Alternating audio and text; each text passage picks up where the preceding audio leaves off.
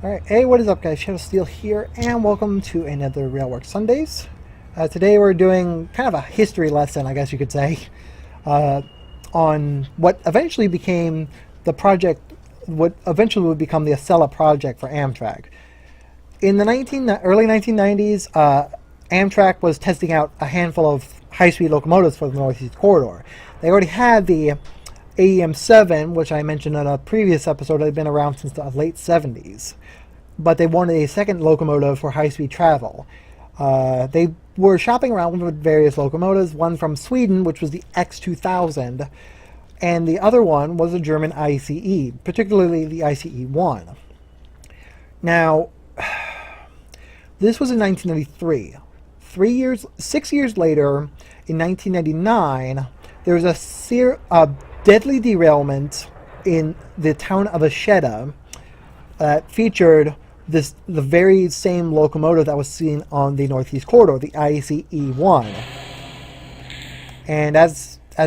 And what happened was that the locomotive, one of the wheels on the locomotive, which was a dual block wheel, which means there were two sets to the wheel, broke mid-travel, and the switch and that part of the wheel, the rim, actually caught a switch, causing the train to travel down two different lines. It hit a bridge, derailed, one car was completely crushed.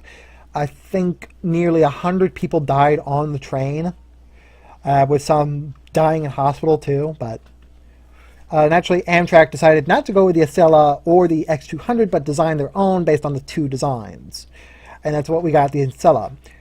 Okay. Welcome, driver. Today you'll be operating Metroliner number 123 between New York to Philadelphia, stopping at Newark and Metro Park. As part of testing / demonstrating in the demonstration initiative by Amtrak, a leased German ICE train has replaced the normal consist. Now open the doors and prepare to depart at 1700. So I can just place this, set this up. And there we go. So here's something interesting that honestly I feel that is unavoidable for these locomotives. Unfortunately, as you can see, the pantograph ends here. Wire is just a little higher up. But that's mainly because of clearance issues with German routes. So I'm going to get a good screenshot of this first. Okay. Two to go. Engineer. Two to go, engineer. Next stop. Newark Penn. There we go. Alright, so go ahead and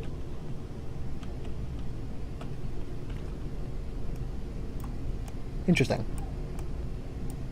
I wonder if that's a different brake. So there we go. So this locomotive is actually very different to drive, I should say. Well, that's interesting. So the HUD is not properly working with this locomotive. It used to be that I could actually tell where my locomotive was, but it doesn't seem to work. So I'm going to actually have to rely on just the cab controls themselves. Now the Metroliners, for those of you who don't know, that's essentially, that train there is supposed to represent the Amtrak Metroliners, because the Metroliners by the time that the ICE was being used was actually essentially just Bud Metroliner cars that was owned by the Pennsy, and they were replacing a handful of them with the AEM-7s. So early on, these trains were operated on with just a handful of these ICE locomotives. You can see but also it looks like the design of this route is all what this guy did long-term wise was to actually design it where he would have a handful of mimic Bud trains using the what's it? Oh, fuck, I forgot what it was. North Jersey coastline, because there was the cars used on there. They can actually be used as the Bud cars, but at the same time, but unfortunately, on that one. Oh, I see here. That's interesting. I wonder. What the hell was that noise? Sounded like an explosion. Explosion. Alright, so Yeah, there is a passenger view. Okay, that's nice. So the ICE trains were praised for the smooth riding capabilities, but the X2000 that Amtrak used was praised because of how fast it could go. You see, the X2000 could actually bend itself into curves. That's the tilting motion that was seen on the later Acela locomotives. But the ICE was very smooth in its ride, but it couldn't go as fast. What Amtrak decided on was a combination of the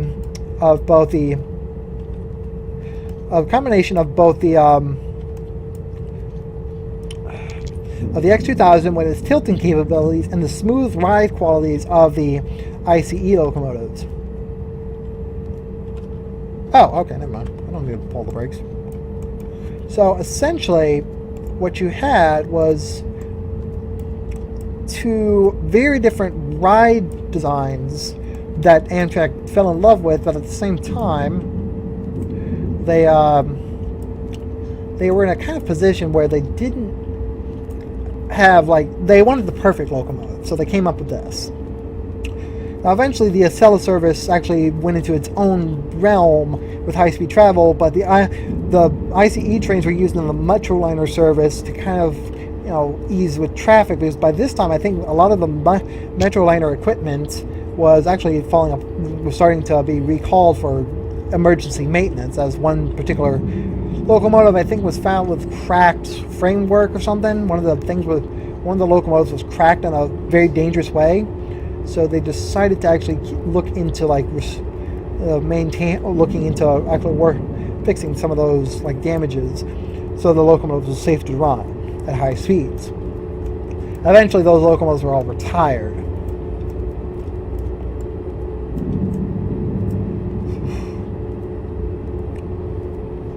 Also, something to note here: this actually says kilometers per hour, but this line is actually setting up in miles per hour. So you actually kind of get a mix here.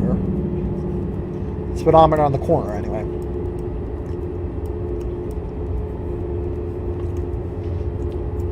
In fact, if I look here, you can actually see that on the HUD it says 30.5, while in the actual seriously, Toby, you're barking at the cat. Come here, Ragnar.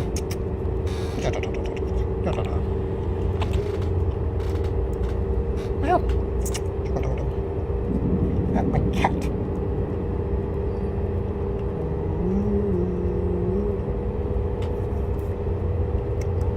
I have not actually used this miniature HUD, but at the same time, I've actually kind of fiddled around with no HUD and stuff like that. Not a lot of camera movement for this locomotive, to be honest.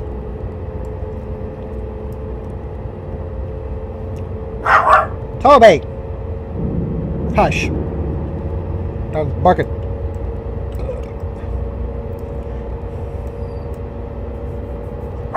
Toby! I may have to move the cat up onto my desk so he doesn't bark at her. Alright, hold on here, guys. Nope, nope. Over. There we go. There you go. Beep. Shoot your ball. Hey, shoo. The cat's sneezing. Sneezy cat. Shoo. Hush. Barking at the cat. Oh, wait a minute. Oh boy, this is one of those locomotives that actually becomes a problem. Oh boy.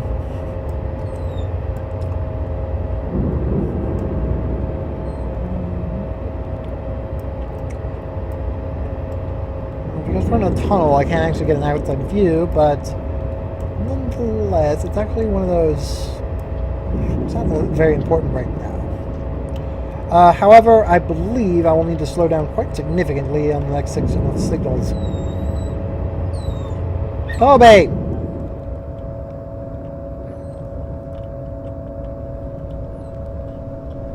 So here comes another train. Once again, powered by an AM7 there.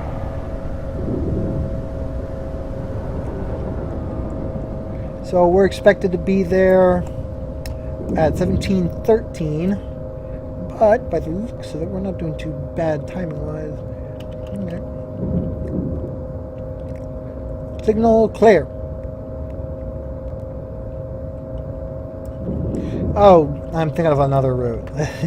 I was concerned like I was going to have to, quote-unquote, transfer over to a new track, but that's actually on another route all entirely. And my control is right. Well, you got the sniffles today. Cats.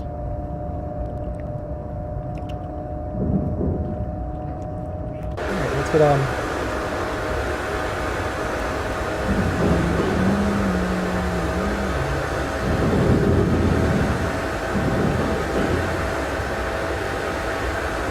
I'm gonna go ahead and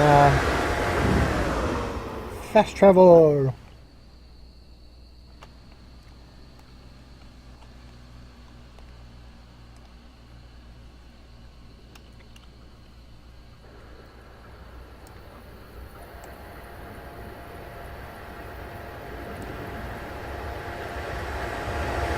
There we go.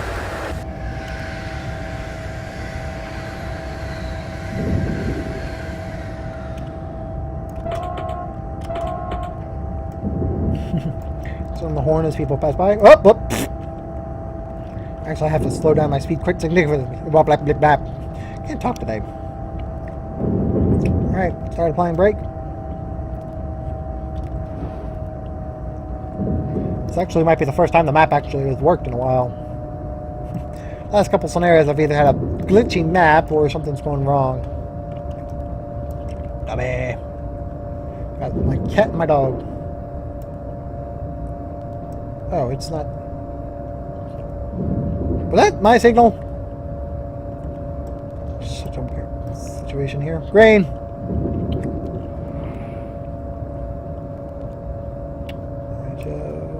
guess. Yeah, it's not going to slow down enough. There we go.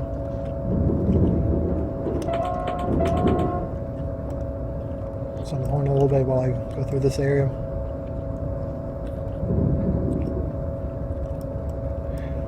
You know, the sound effects on this line, or at least this locomotive, remind me a lot of MSTS, which this route is actually kind of based off of. The MSTS version of the Northeast Corridor was very similar to what this is, where there's not much to it, but it was one of those routes that almost everybody recognized. So, and there's like 2 or 3 MSTS routes that have actually made their way to Railworks. The other one being Marias Pass. So, let's go ahead and look ahead.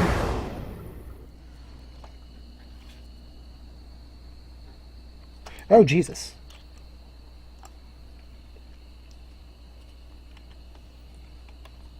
Oh, God damn it.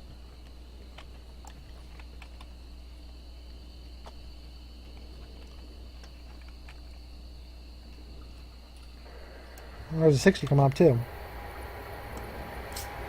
Bless you, Ragnar.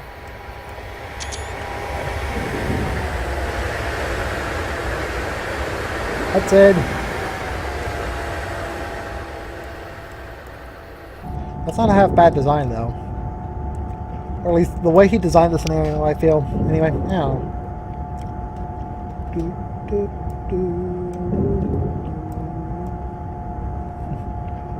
Clear ahead.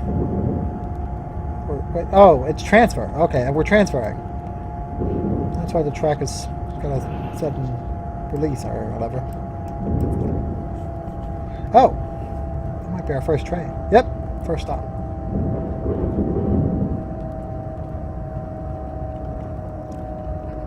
Slow her down. A couple of trains coming through.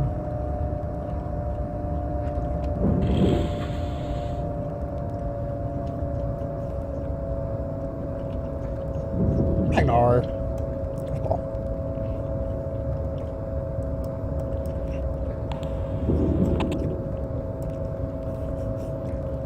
So we're actually early on the schedule. Oh, geez. I'm at 35.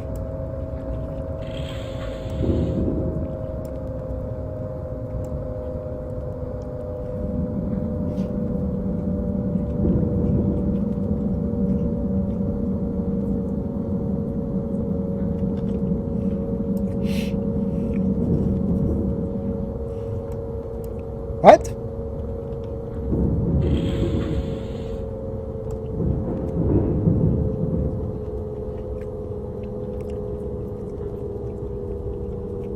It's gonna be one of those tricky moves, really.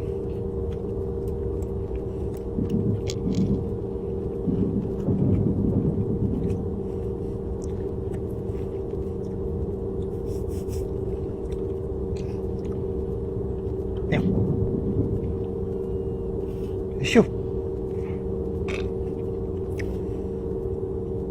I wish there was a bell on this locomotive, but there's not. Ah.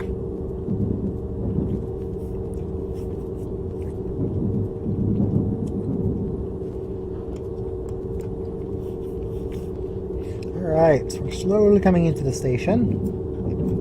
Don't need to apply too much brake because this locomotive seems to stop on a dime.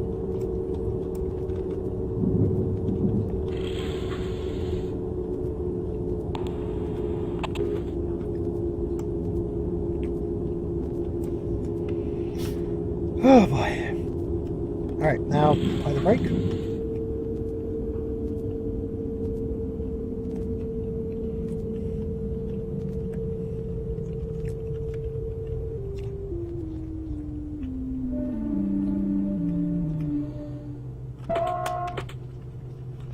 There we go.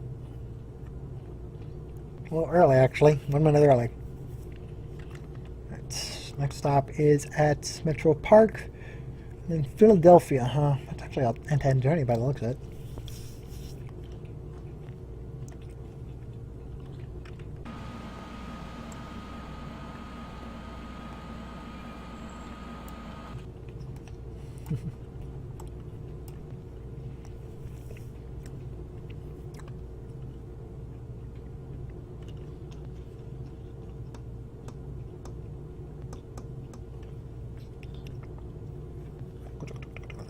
Achou.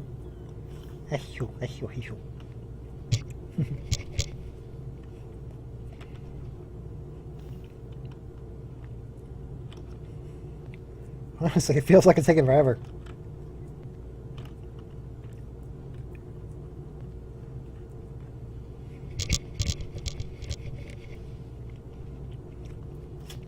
Achou.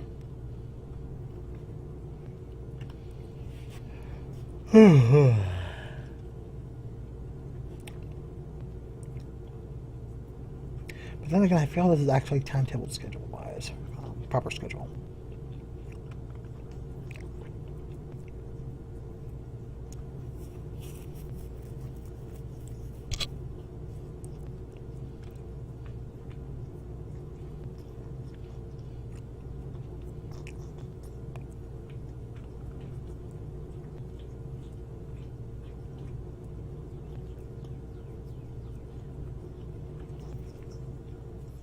All right, all aboard. Next stop, Metro Park.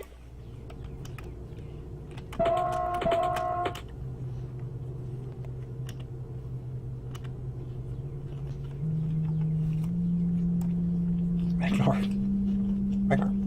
Hey, come on. Come on, stop that. It's like it's trying to start singing.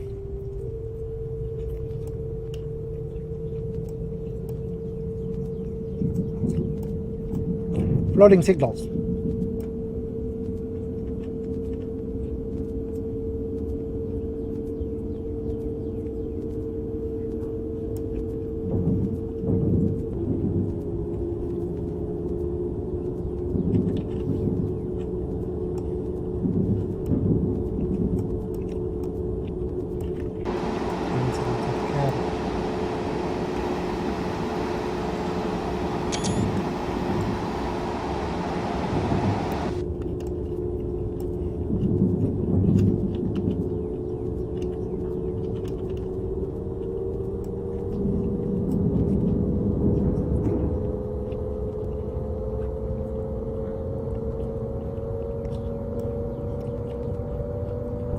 A bit behind schedule now.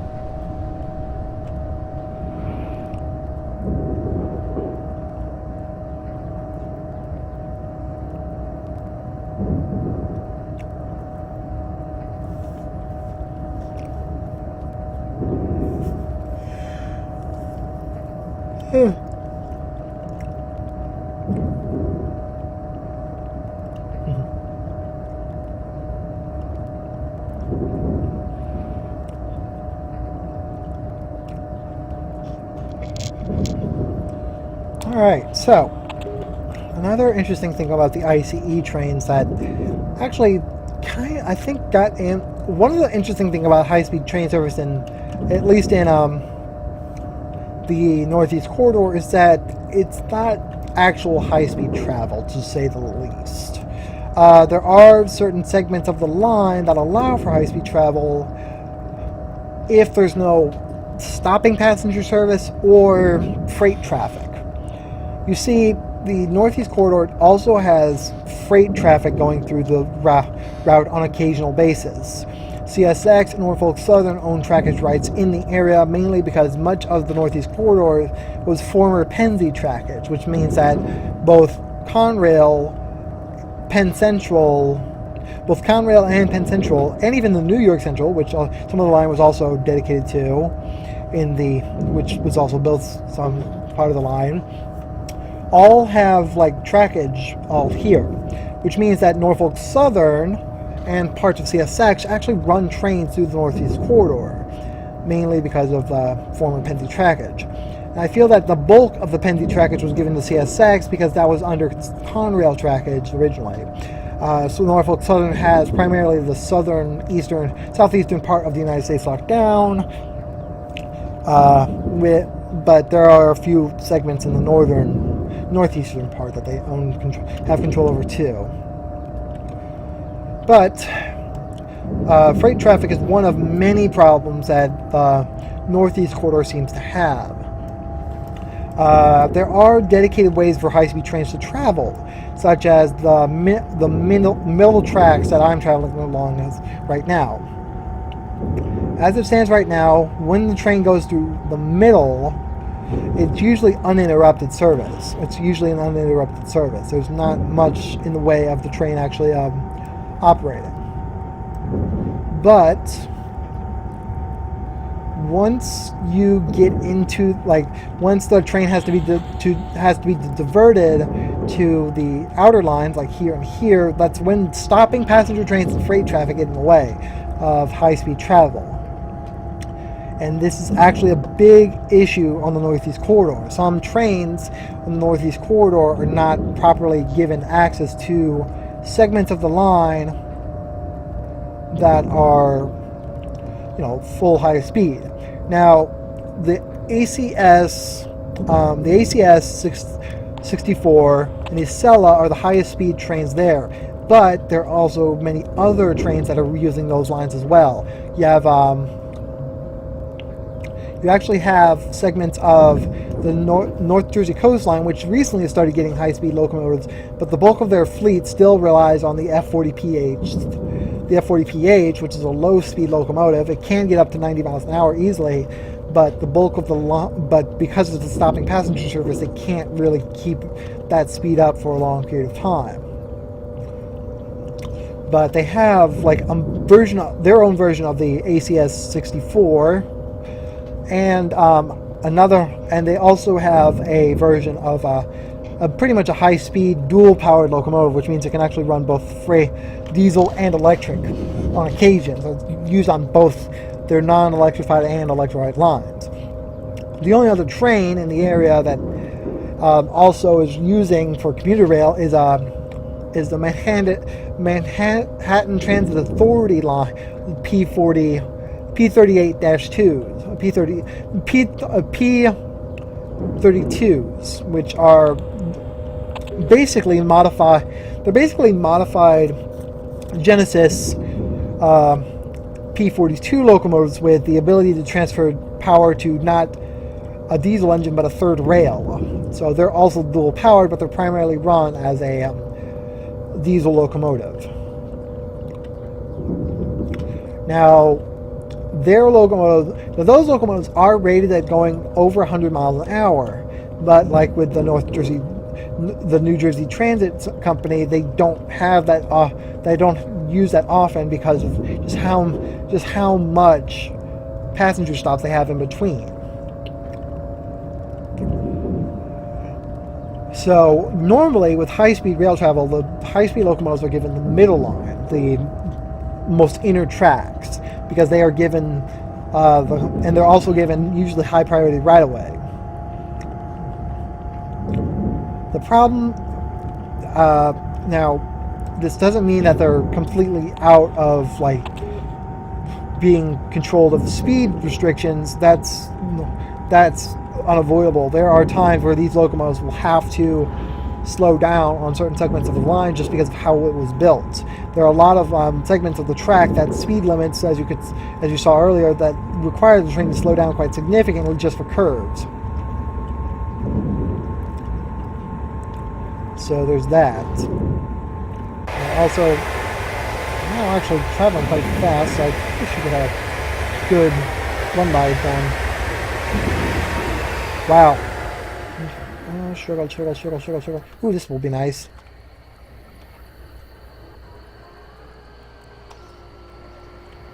So this is one of those...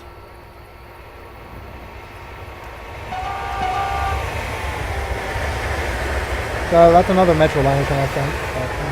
Go! I'll just speed up again. Oh, there he goes.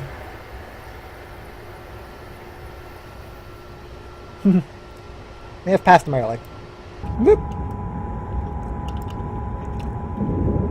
A freight consist over there.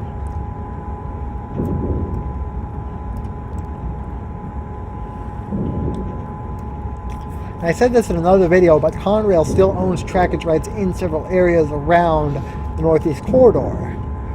So there are Conrail trains. However, they don't have a Conrail painted locomotive at all in their fleet. They actually have to lease locomotives from Norfolk Southern CSX.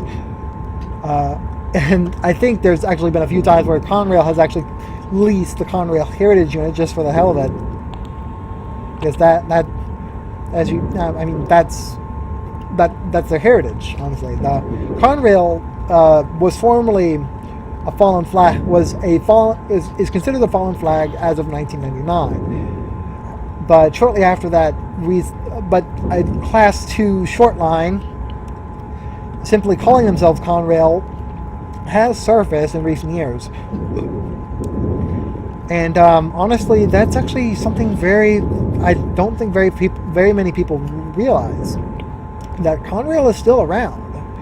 The service is no longer a famous Class 1, but it's got enough... Oh, Jesus. For a second I thought I was transferring over lines, which meant that I was like whipping back and forth. Anyway. But yeah, Conrail is at a point where their trains are more short-line locals rather than the actual like service that they used to do of mainline trackage. Wiggle. And this is not boding well for the fame for the so-called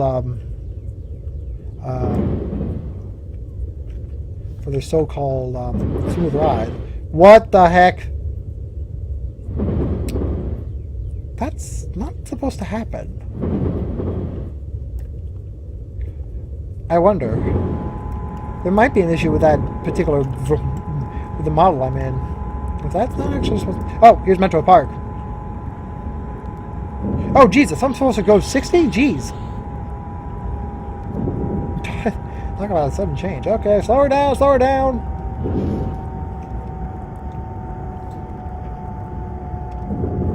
It's funny.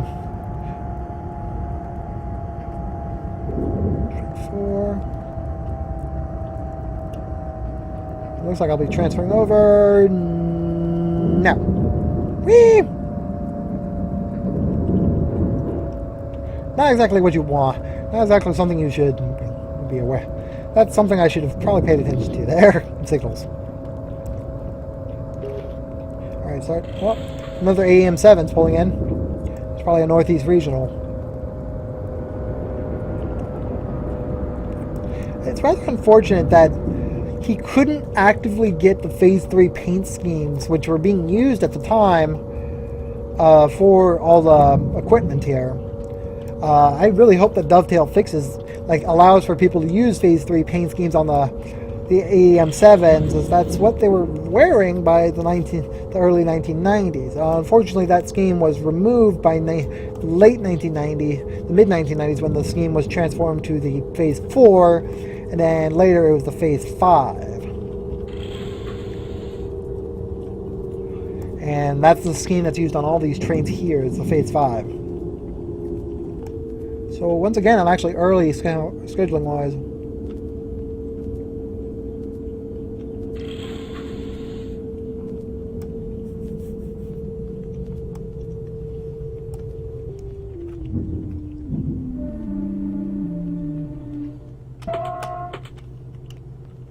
Alright. Once again, probably get a screenshot before we actually leave the station.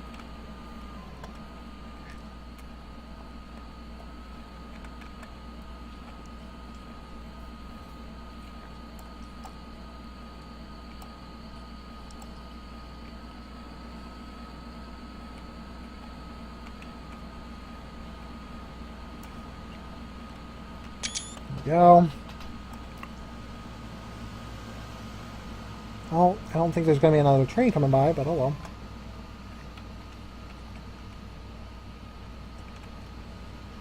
Might as well sit here.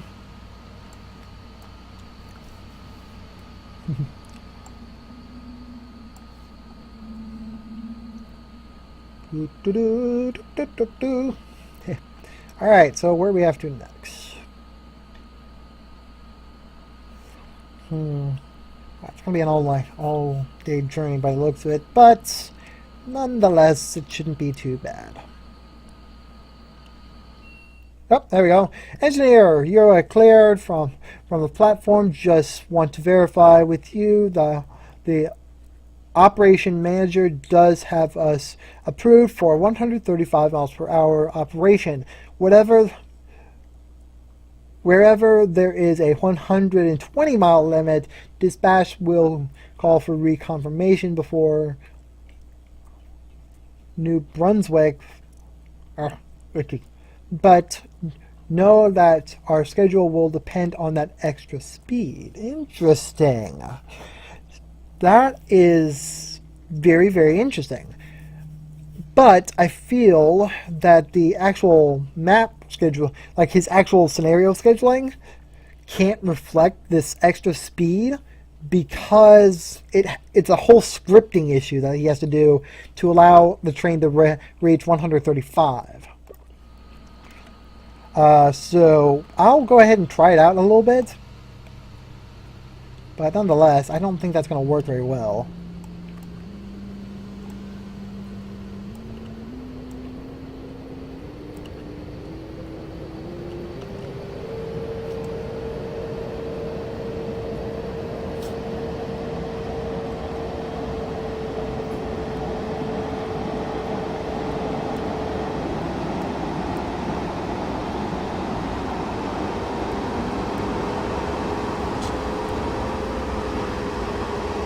Nice. Kind of zoom in and out, and then pop there. Yellow block. There's a warning.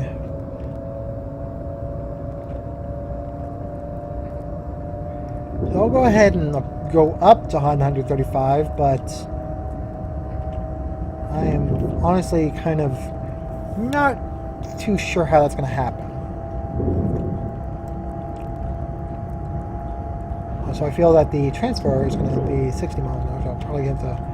I know that I'm going to have to go through the...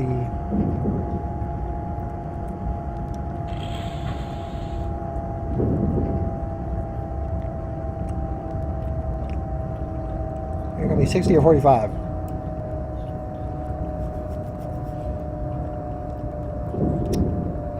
Yellow block.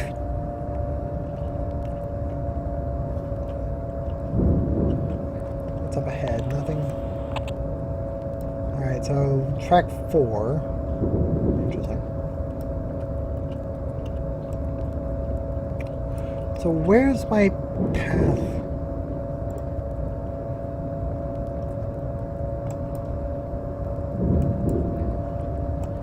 There it is, right there. So I'll need to slow down because it's right after Lincoln by the looks of it. So when we actually transfer over.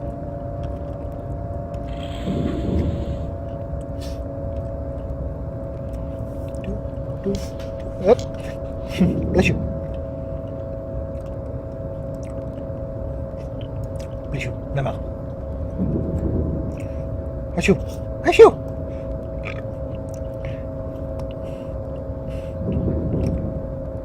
Yeah, there's our transfer point. 60 miles an hour at best. Ah, fuck. 45? Honestly. That's annoying as fuck.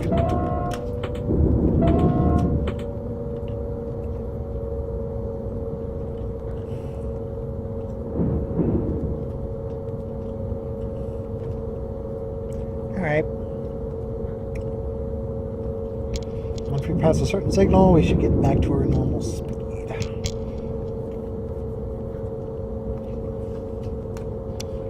Alright.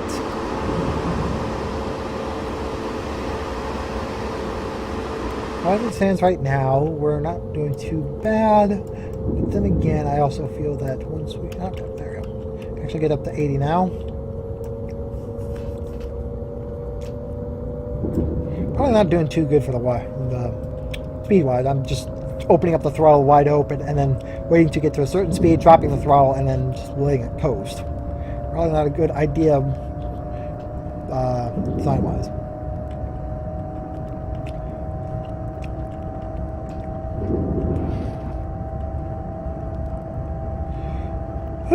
Okay.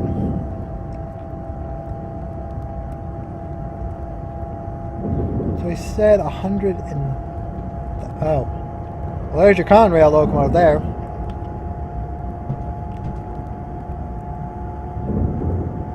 I think it's UP cars.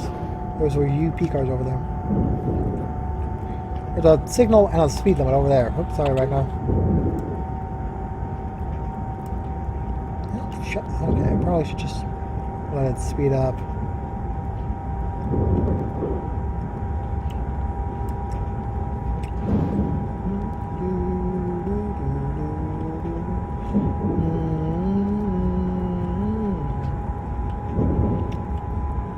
Oh, there we go.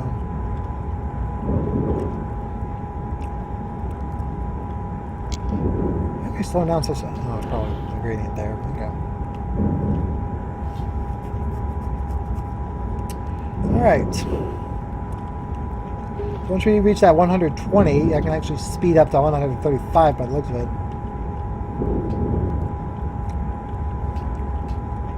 Oh, I see. So this is actually... Whoop. Amtrak 123 dispatch. You are cleared for 135 miles an hour running. In all 120 mile an hour zones towards Philadelphia, all lower speed limits, however, are enforced dispatch out. Alright, that's actually going to be quite interesting how we played this out. I know this is not a career scenario. There's not much of a worry for actually kind of getting some speed limit problems, but alright, here we go. We can get some speed before we hit the 110 mile an hour speed limit, but I don't think we're going to get enough.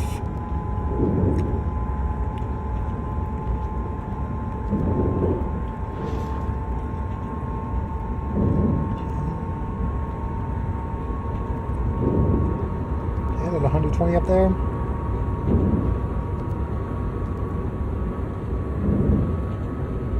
Yep, I knew it. He didn't put a script in to allow me to run that fast.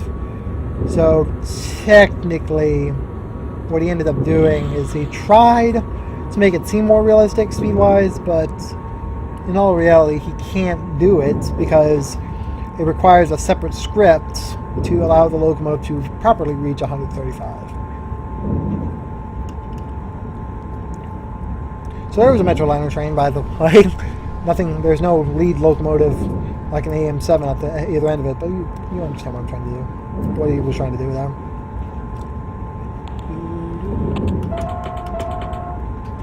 I sound the horn a couple times as we pass through the station. looks like we can actually open up the throttle again. I'm just going to go ahead and do this. I know it's going to be classified as speeding, but I feel that what he wants us to do is actually open up the throttle as full as we can go. But like I thought, it does look like the scheduling system seems to suggest that it's only recognizing the timetables for the actual speed that's available.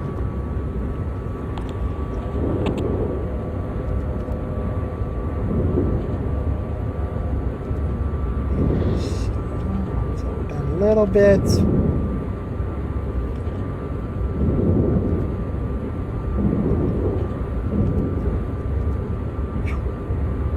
Now we're really moving.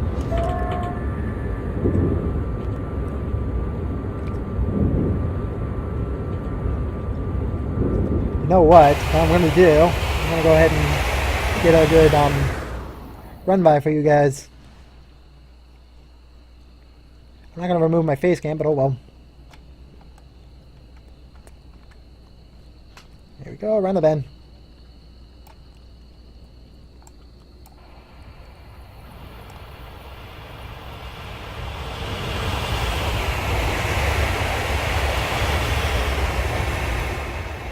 Nice.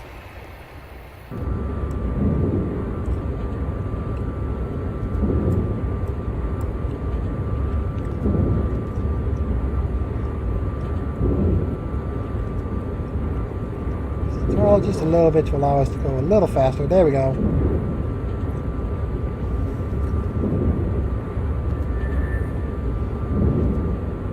That bridge seems to be missing parts. I think we're going so fast it's actually failing to load certain things on the route. Oh, there we go.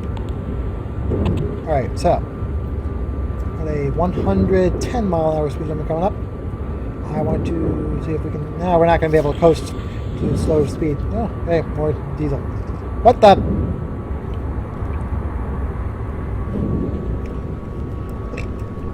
And we're going to pass a, some locals. Or, you know, the...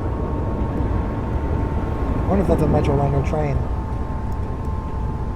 Oh, Jesus. Actually, slowing down way too much. There we go. Open up the throttle. Oh, you know what? Those are actual New Jersey The ones with the AM7s and the New Jersey Transit cars are actually actual New Jersey Transit trains that were on the schedule as well.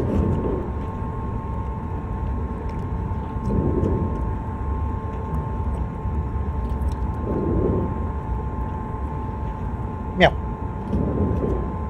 Cat's just sitting here. If this is 80-minute scenario, I am way ahead of schedule, to be honest.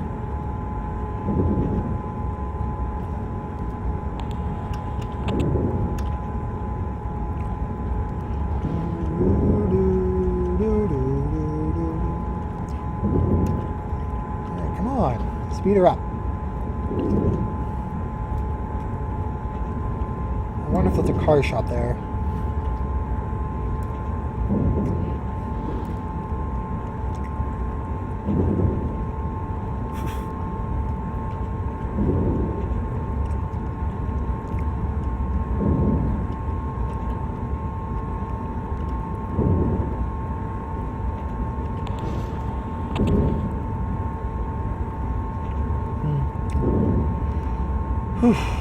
We're running at 180 kilometers per hour, about 110 miles an hour, so you be to judge that.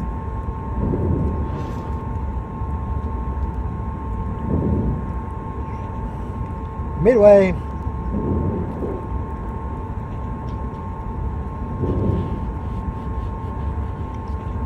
Oh boy. Oh. I'm kind of tired.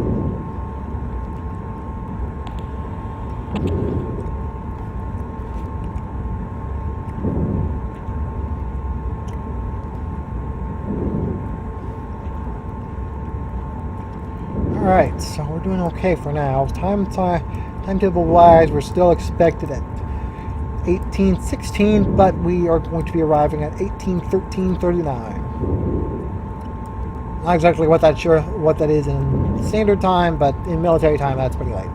Or pretty early. Okay, looks like we're doing okay. Well, see another 120-mile-an-hour speed limit soon, but...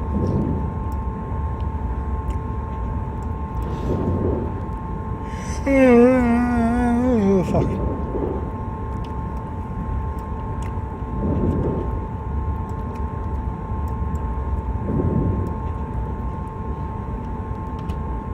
Where are we? So there. There we are.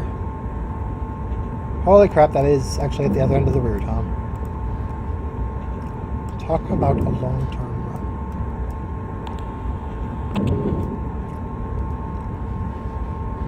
Whew.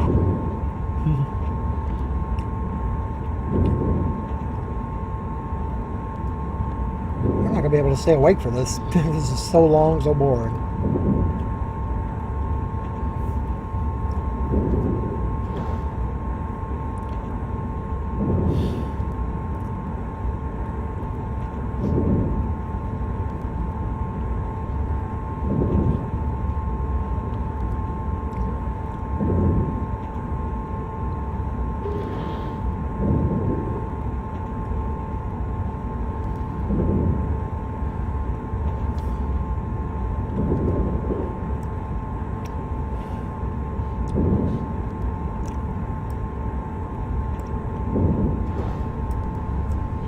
Got another train passing us.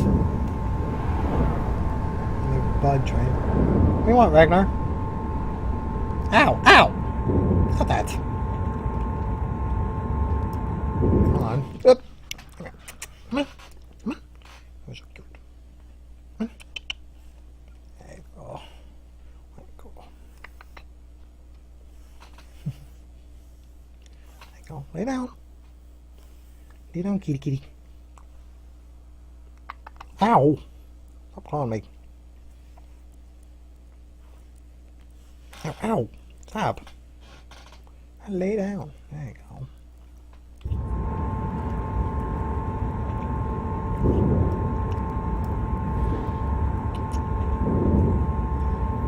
Ah, Jesus, Ragnar. You're hurting me! Stop clawing me. Oh, what's gotten into you lately?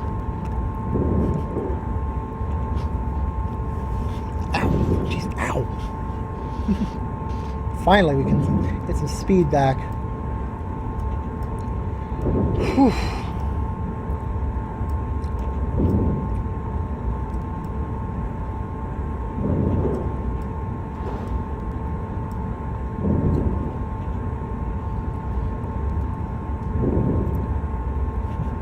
A little farther away from the camera now, mainly because of my cat. Hello! Ow. Claws stuck in my shirt. Ow! Ow! Ragnar! I have to pay attention to the train. You can't be doing this. You know what's bothering you there? Lay down. There you go. Open it up. There we go.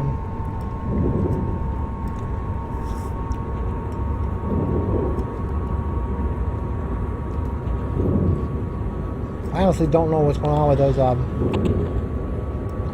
floating lights.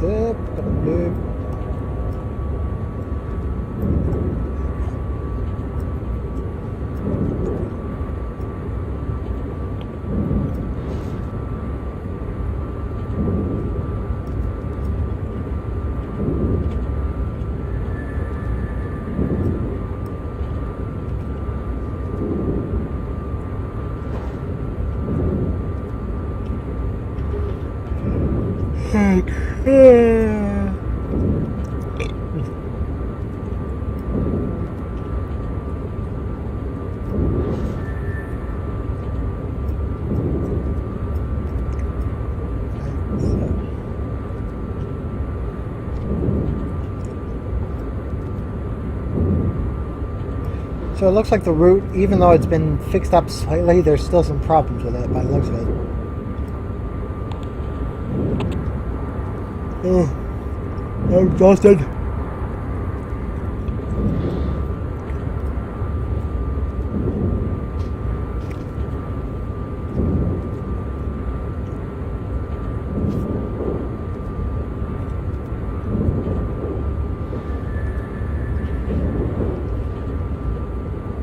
20 kilometers. God damn it. Like I said, 220 kilometers per hour. Not bad. Under 35.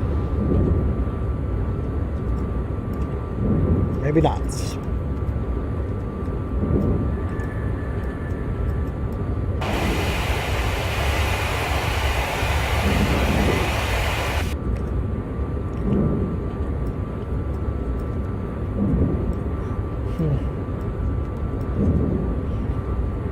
Almost traveled 20 miles since I last checked my trip meter there. Looks like we are not doing too bad at all. We should keep our speed up this way.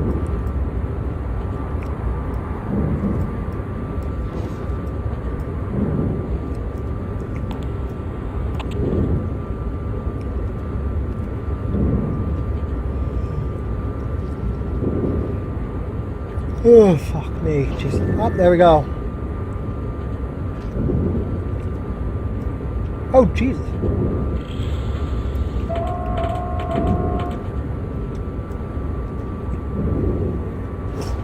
Bless you. Catching up to another train up ahead.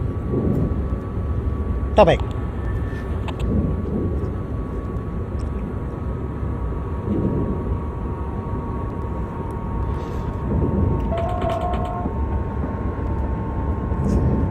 Orange shells for the fans.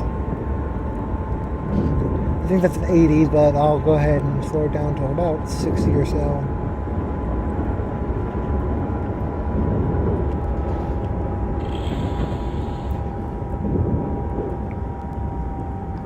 Oh, it is 80, okay.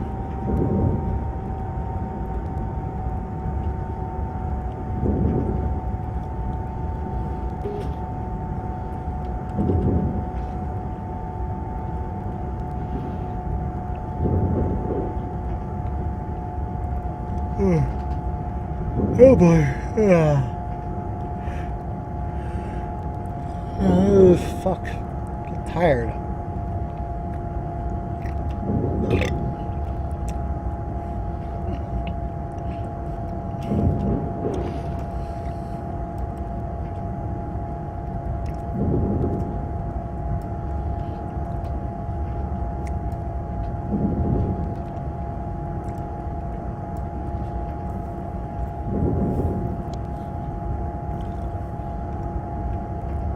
Still feels way too far away. Toby! Hush. Hush. Hey, dog.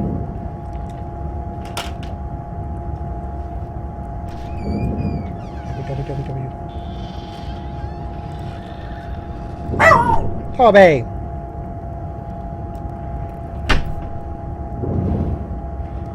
Toby. Toby.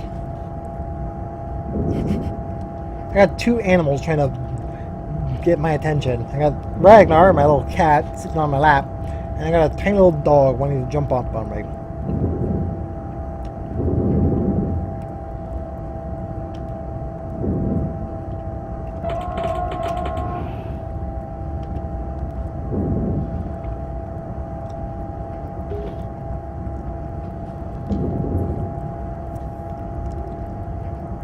Ugh.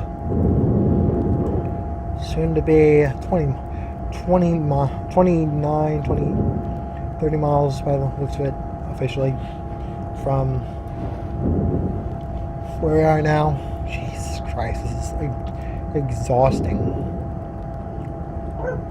Oh, babe.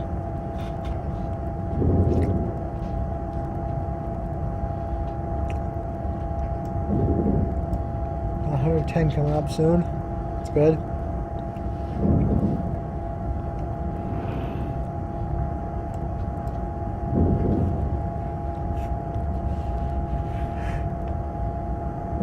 Oh, shit.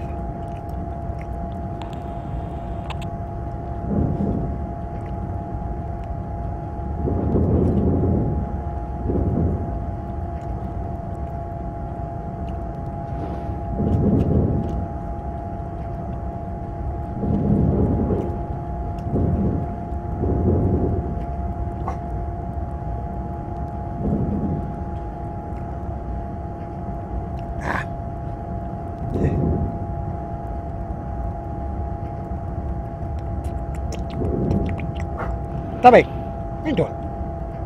Where are you parking? Dog park. Toby!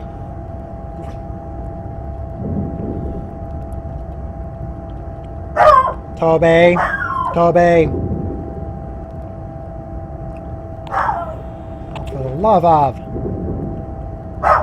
Toby, hush! There's another train down the other side there. Didn't see it, but oh well. Oh, I can actually speed up. Woot. Woot. Woot! Suck it, motherfucker!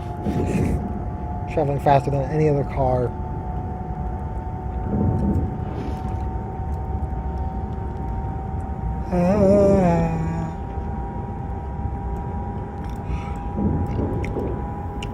Now, there's something that I at least feel has to be done for the scenario to be a little less like tiring.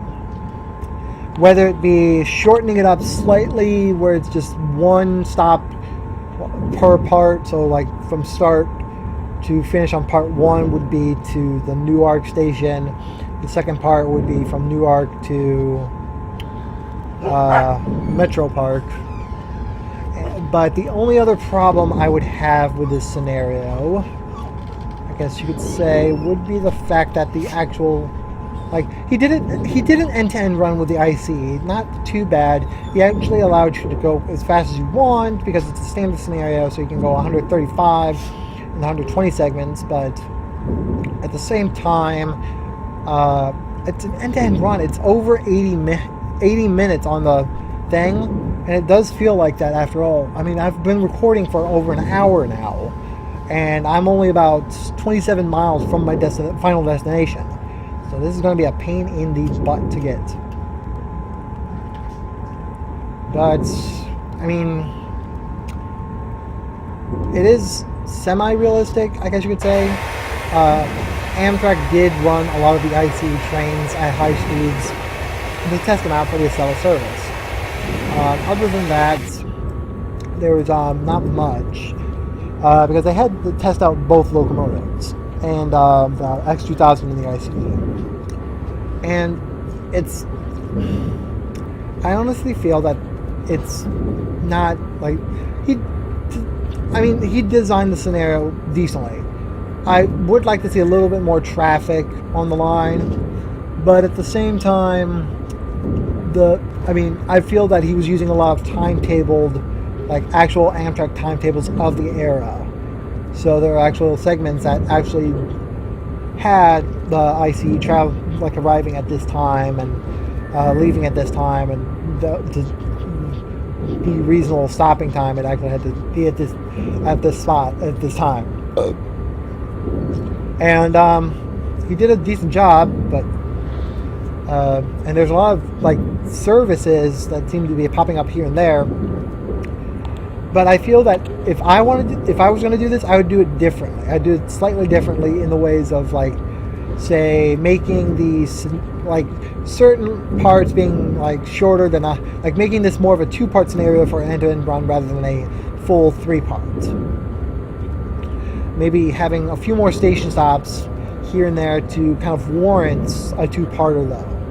So, because he had the 2 stops before the final stop being like right, like one after the other fairly quickly, but it's not like, so having a second part you would have 2 stops, while on the first part you would only have 1. So there's that.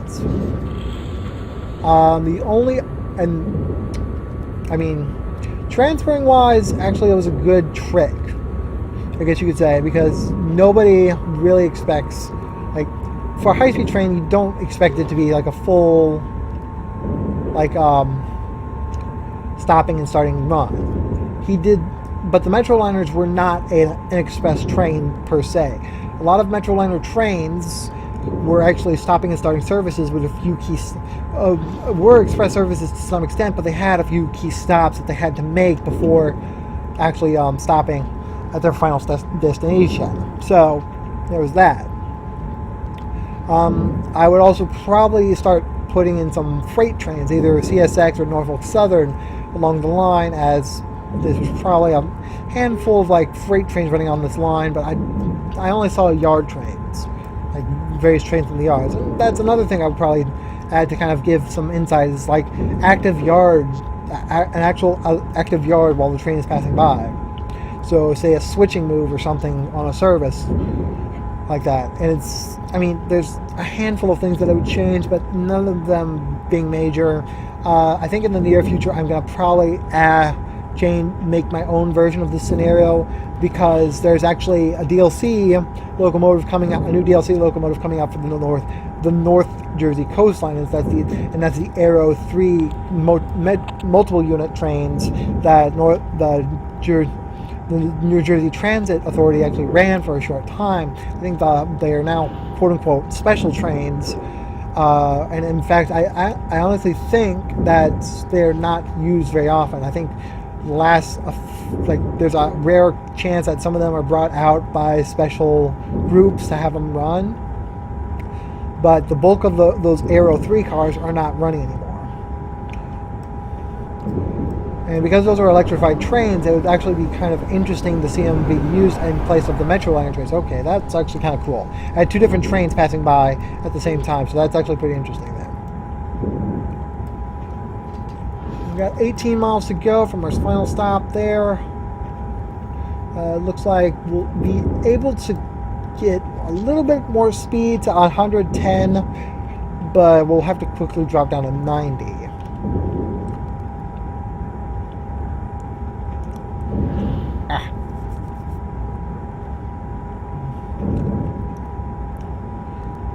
I also am kind of disappointed that Dovetail, per se, didn't design the locomotive where the pantograph would be adjustable for various routes. They only made it so it would work properly with the for the German routes.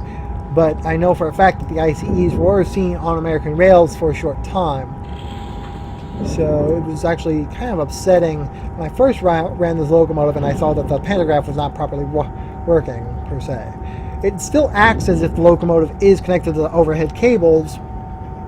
It's just not, it doesn't look like it.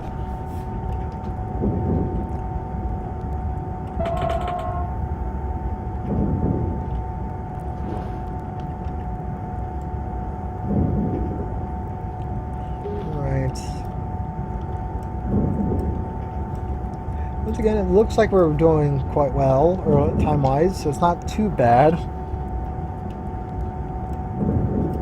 With the 100-mile-an-hour speed limit coming up. Oh, la, la, la, la. Wearing my hat for long periods of time is itchy. Got another train popping through. Whoosh.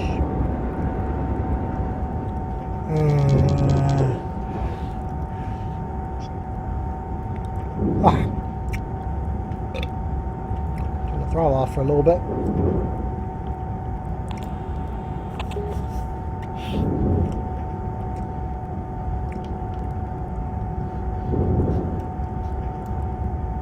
Oh, man.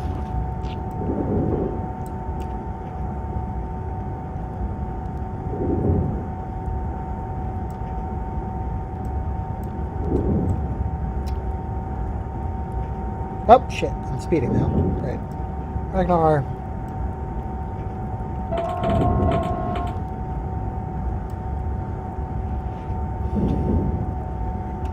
Go.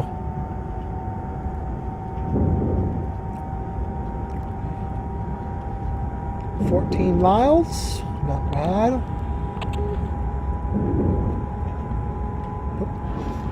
So, by the looks of it, he thinks that this scenario should take, an hour 20 minutes. That's 80 minutes. But it looks like the scenario, because I've been recording end to end, it looks like it's 110 at the most. Maybe 115. That is if you follow his instructions to actively run the scenario with the proper speed, with the speed he gives you, which is 135. Not only that, but I did... Ow! God! Ragnar! Seriously! Stop doing that. Not only that, but it does seem like he's actually got the train a lot of people seem to do what they do with these scenarios is that they use the timetable that they've set up on the scenario creation and just use that time. But that's not always correct, as various people can do this in very different amounts of time. It is good to use that timetable speed, but once you play the scenario yourself a few times over, that's when you start to, see connections of how long it takes you.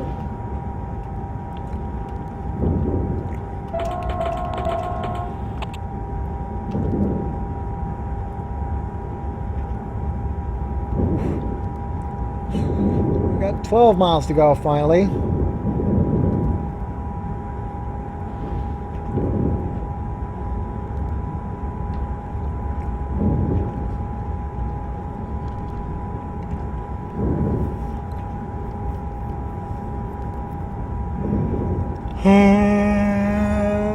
Fuck.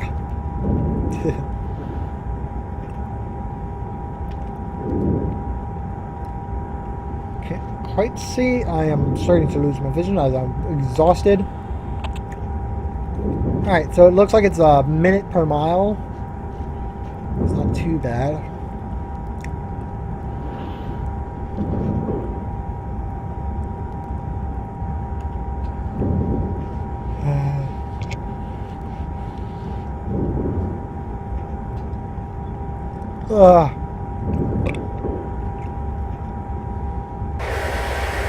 Again, outside the cab for a little bit.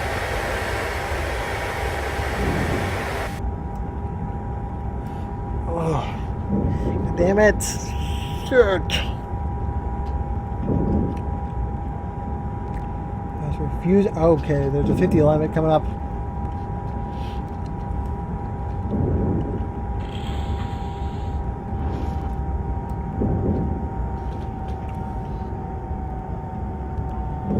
Miles. We have 9.5 miles before we reach our destination. Whew, finally. See it out in the distance now.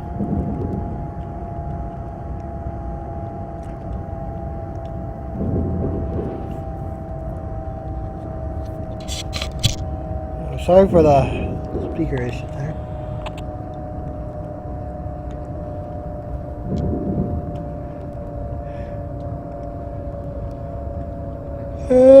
Damn it. Stop yawning.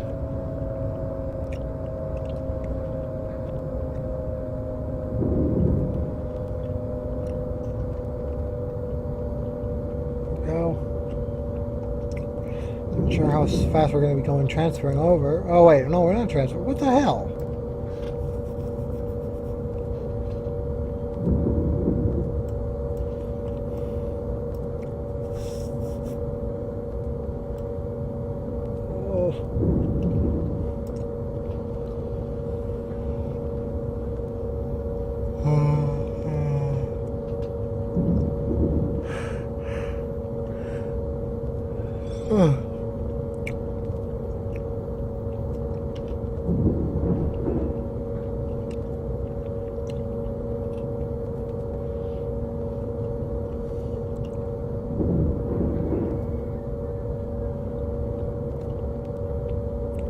Becoming exhausting just to actually do this. It's so tiring. I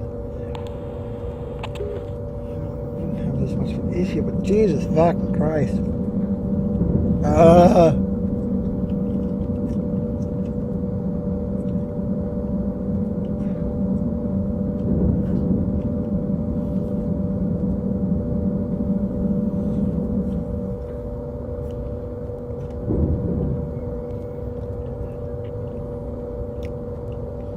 Oh boy.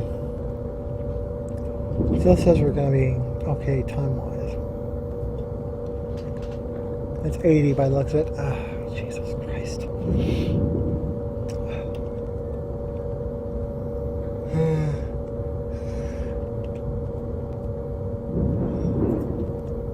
So there I am. We just that yard. By the looks of it, last official stop.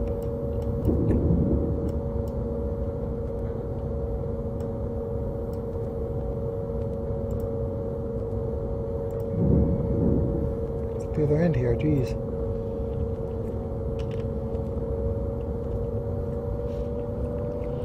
Ugh. You need to get some sleep after this. Jesus Christ.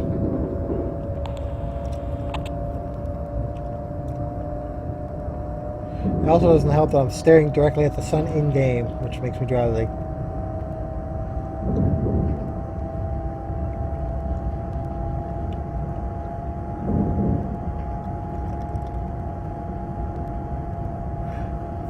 Ooh.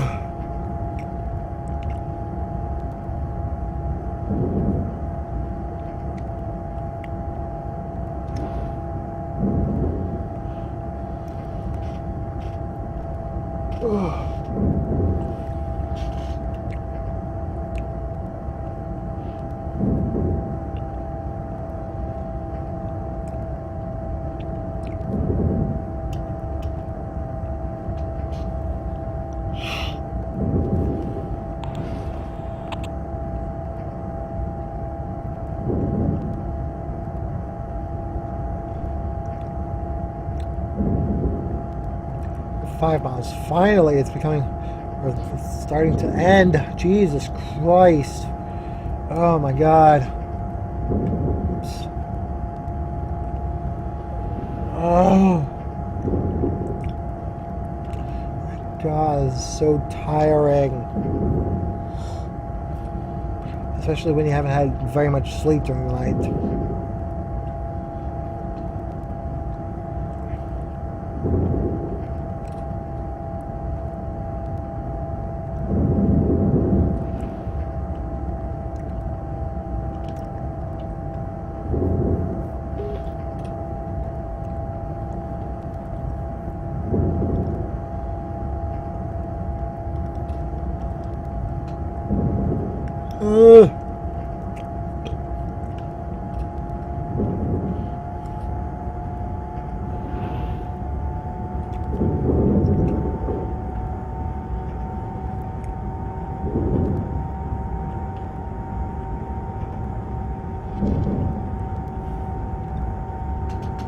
Miles an hour limit coming up.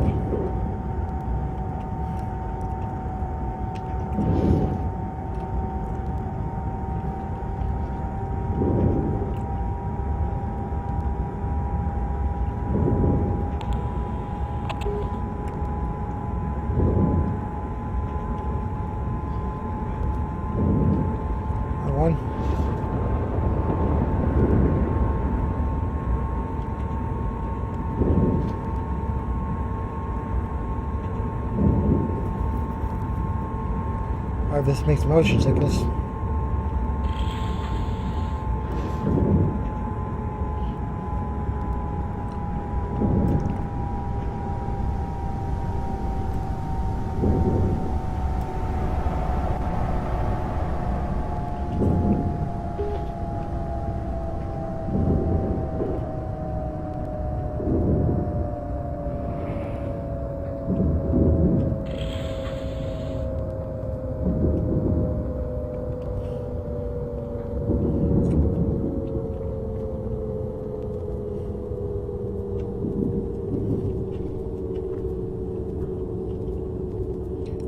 So, it looks like we're finally reaching our destination. The damn station's right over here.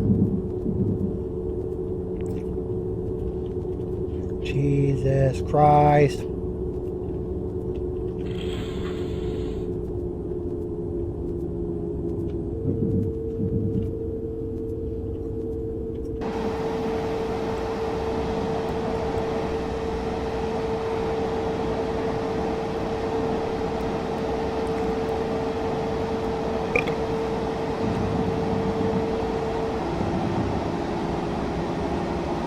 Oh, Jesus.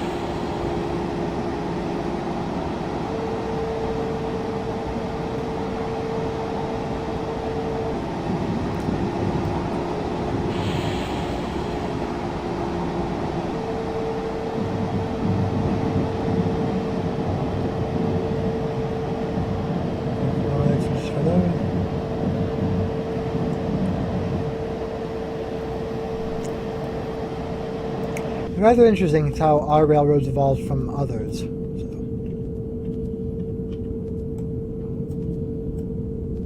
Alright, so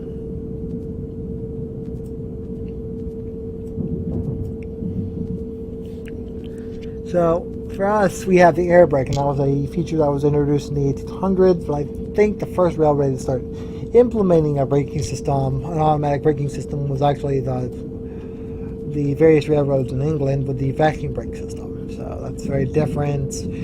But the rest of Europe and the rest of the world really has used the air brake system, which is very easy for them to maintain, I guess. Then there is the fact that on our railways, the whistle and the bell had to be used at the same time. There's only a handful of railways in the world that even have bells, but even those are few and far between. I think a handful of countries, like the only other countries that I know of, are mainly in the North American countries. So the country of Canada, Mexico, those countries, especially even in Cuba, I believe, actually use the bell on their locomotives. And even South America, but South America doesn't have bells. We were given bells mainly because of what was going on, because we had buffaloes and people crossing the tracks. The bell was kind of an added feature to kind of warn people at the same time as or just make it loud. Essentially, is what they said. Just make it loud, loud. 1% grade.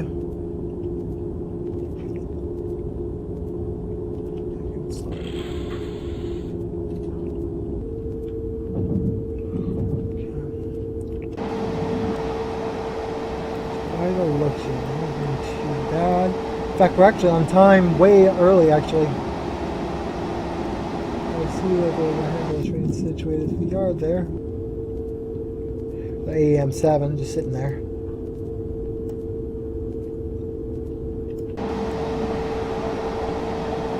Handful of cards. The yard's ever since the Sunday went up.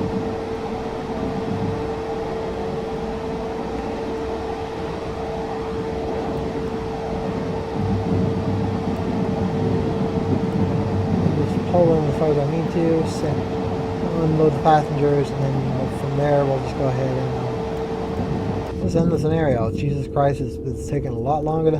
So I guess he was right at 180 minutes, 80 minutes, which is a 120 time feed, which is a 1 hour 20-minute scenario.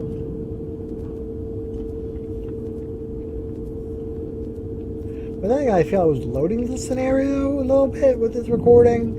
I'll go ahead and double check, but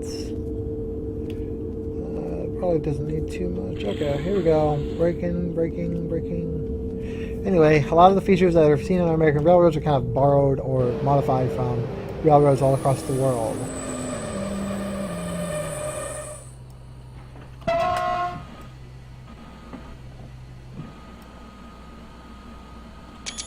That's the last shot.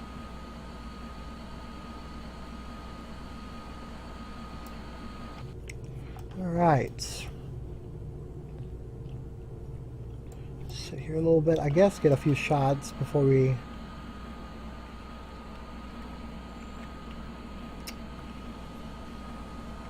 $10.80. Jeez, Matt. Screenshot, there you go. That's probably a little better than what I was doing before. Okay. Ah! I don't... Oh. For a second I thought it was like, why is there a giant black stripe across my train?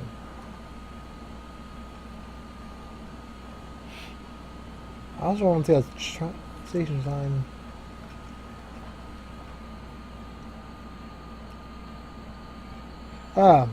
Everyone's enjoying their speedy trip so far. Take a quick breather before we depart for Washington. Good work. Alright. I do admit it's a great scenario to play around with. I honestly would try doing a few things differently. But nonetheless, check it out. It's called the ICE Metroliner, For the classic Northeast Corridor, there's going to be quite a few things you'll need. But the basics are going to be the ICE-1, North Jersey Coastline, the Northeast Corridor, and I think the American Asset Pack, the U.S. American Asset Pack. And that's pretty much it. That's all you'll need. So, like and comment down below. Subscribe if you guys want more. And I will see you guys in the next video.